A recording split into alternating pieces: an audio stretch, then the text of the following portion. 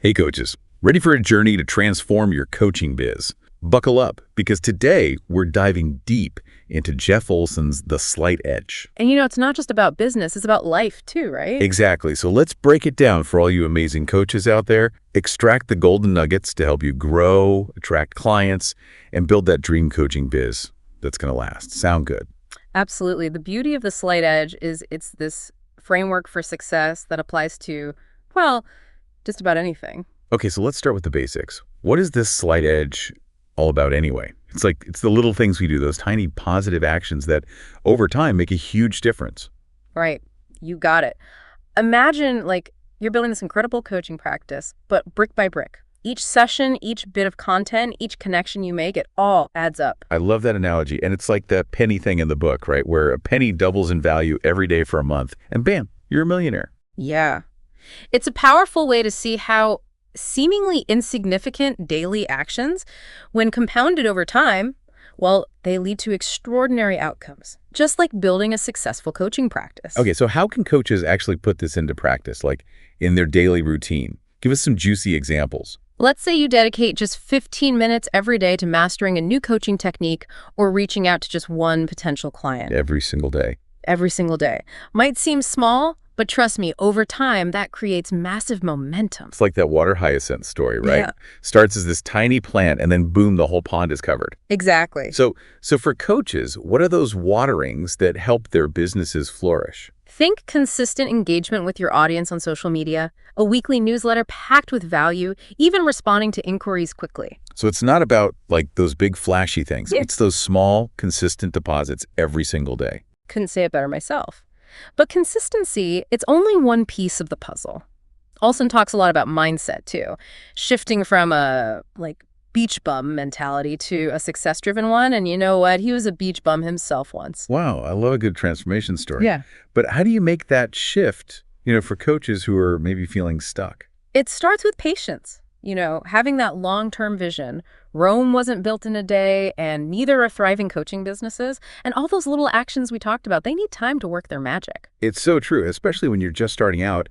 It's so easy to get discouraged. It is, but that's where belief comes in. You got to trust those efforts. Even when they seem small, they're building the foundation for big things. So patience, long-term vision, and a healthy dose of belief. Got it. What else should coaches be thinking about to cultivate that success-driven mindset?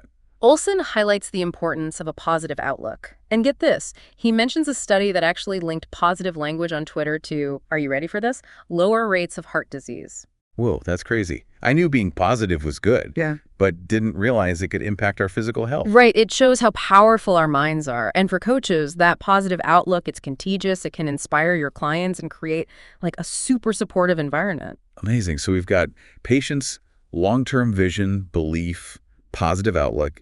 Anything else? Olson also introduces these happy habits from positive psychology researcher Sean Achor. Simple but powerful practices that boost happiness and, get this, fuel success. I'm all ears.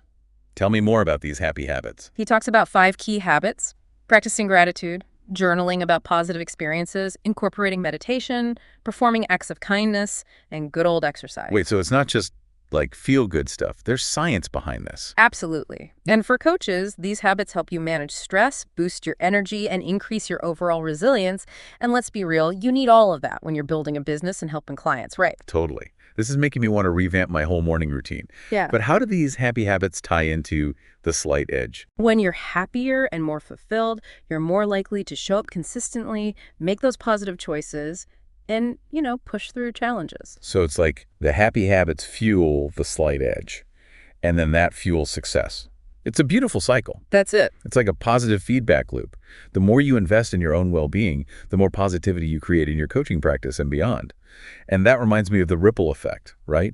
Olson talks a lot about how our actions impact others in ways we might not even realize. That's a big one. And for coaches, it's incredibly powerful. You have this opportunity to create a ripple effect of transformation in your clients' lives. And that goes out to their families, their communities, the world. It's truly inspiring. It's a reminder that coaching isn't just a business, it's making a difference. So true. And to create that ripple, it's key to surround yourself with the right people. Olson calls it the law of association. The people we spend time with, they have a huge impact. Wait, are you saying the people in my inner circle can affect my income and success as a coach? Think about it.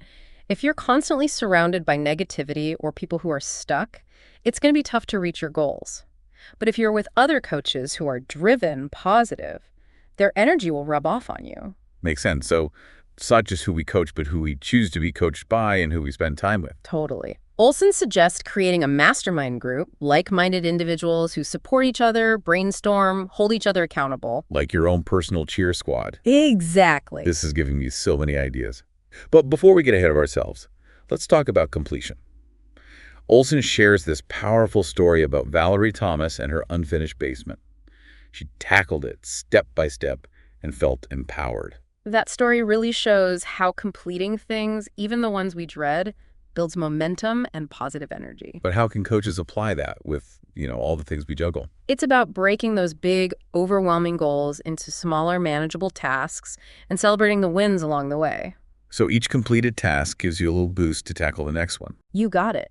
For coaches, it could be launching that online course, finishing that training, or even just clearing your inbox. It's about creating order and accomplishment, which can be grounding when things get crazy as an entrepreneur. For sure.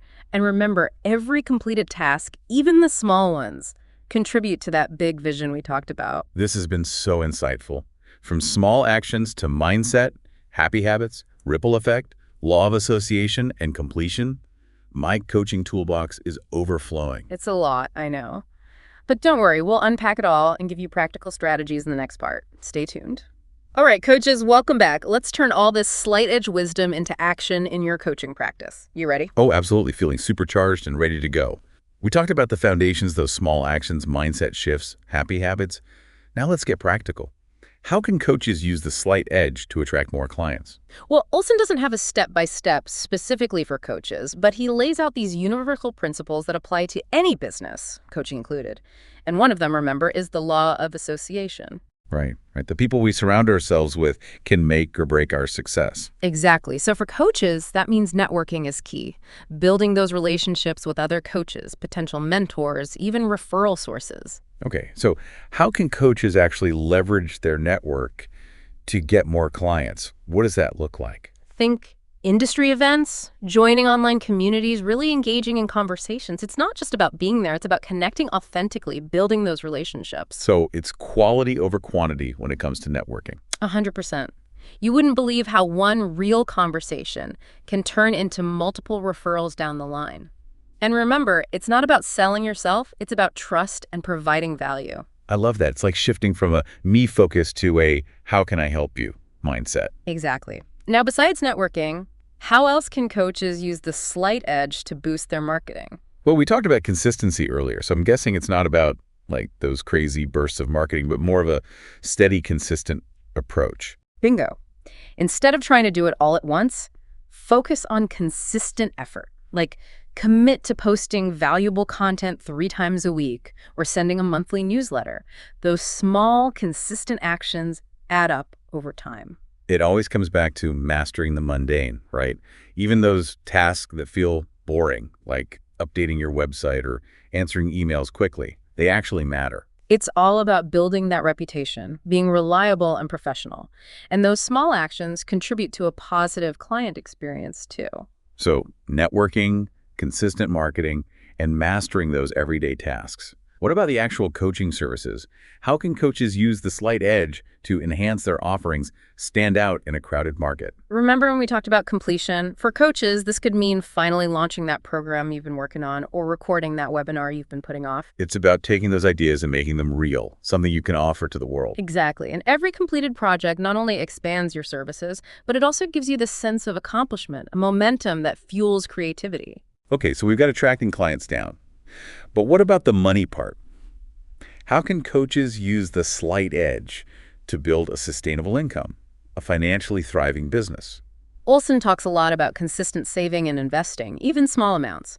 Over time, thanks to compound interest, that money can grow significantly. That's so important to remember.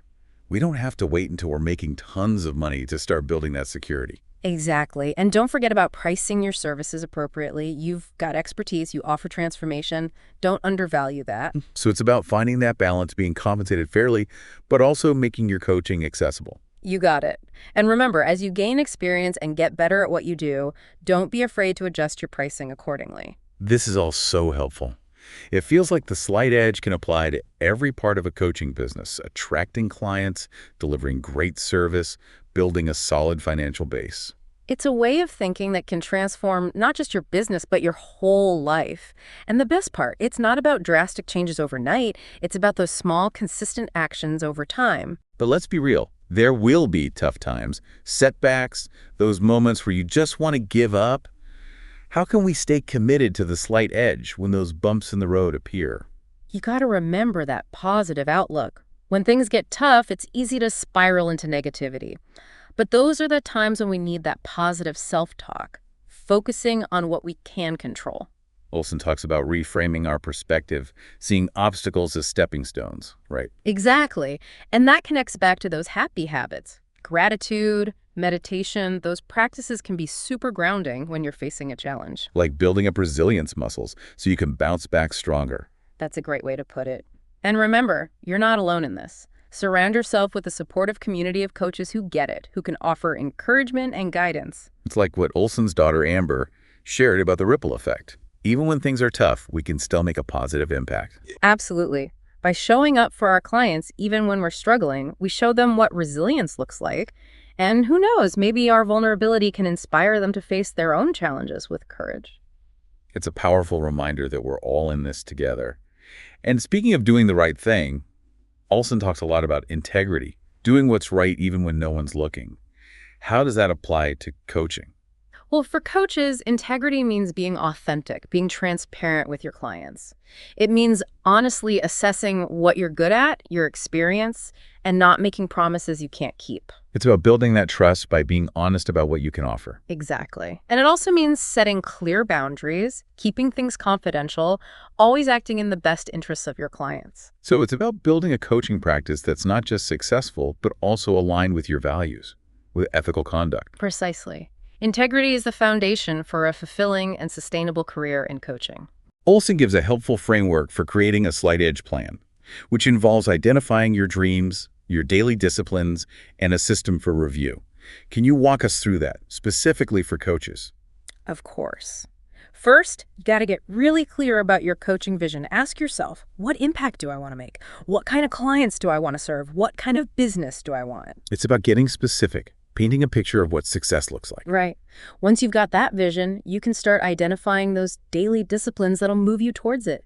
Ask yourself, what small actions done consistently will contribute to my growth? That could include networking, creating content, developing skills, reaching out to clients, even those administrative tasks. Exactly. And don't forget those happy habits, gratitude, journaling, meditation, acts of kindness, and exercise.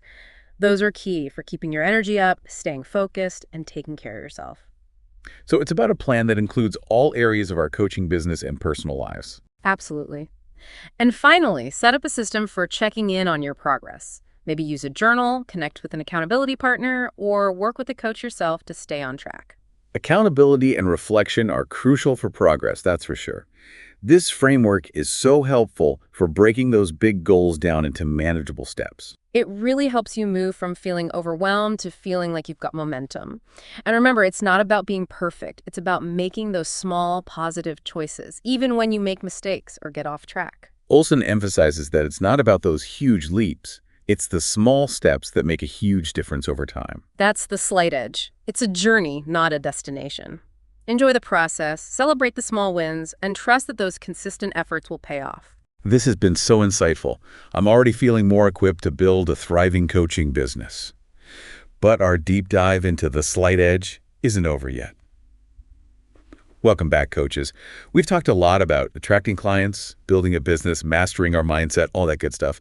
But I'm curious, where does legacy fit into all of this? That impact we leave behind. Ooh, that's a good one. And Olson does touch on that, leaving a positive mark. Remember the ripple effect we talked about. It's not just our clients, it's their families, their communities, the world. Right, and he talks about his mom, Renee, right? Yes. She was amazing at creating those positive moments for everyone. Yeah, she's such a great example of how those little acts of kindness, those genuine connections, can really brighten someone's day. And the ripple effect, we may never fully grasp it. It really makes you think about how we as coaches can not only help clients reach their goals, but inspire them to do good in the world too. Absolutely. And remember Olson's words, they're powerful, he says. If you are not making someone else's life better, you are wasting your time. It's like a call to action for coaches to be those change agents, to use their influence for good. Speaking of doing the right thing, Olson also talks about integrity, doing what's right even when no one's watching. How can coaches bring that into their work? Integrity in coaching, it starts with being authentic, being transparent. It's being honest with yourself about what you're good at, your experience, and not making promises you can't keep. So it's about being upfront with potential clients, building that trust. Yes. And setting boundaries, keeping things confidential, always putting your client's well-being first. It sounds like integrity is about matching your actions with your values, building a practice you're proud of. You got it. And when you do that, you attract clients who are on the same page, who are committed. It builds trust, mutual respect, and that's essential in any coaching relationship. This has been incredible. A deep dive into the slight edge, how it can transform not just our businesses, but our lives and the lives of everyone we touch. It's been fantastic exploring these ideas with you. Coaches, remember, the slight edge is a journey, not a destination. Enjoy the process, celebrate your wins, never stop learning and growing. And as we wrap up, what's one final thought you want to leave our listeners with? Something to ponder. I'd say, think about this. What if those small choices you make every day, those acts of courage, kindness, commitment, what if those are the threads that create your legacy? What if the slight edge isn't just about success? It's about becoming the best version of yourself, creating a world that reflects your values. Embrace that, and the ripple effect will amaze you. That's beautiful and so inspiring. Thank you for joining us on this deep dive into the slight edge. We hope you feel empowered to step into your full potential as a coach, create that positive impact, a legacy that goes way beyond you. Until next time, coaches, keep those slight edges sharp.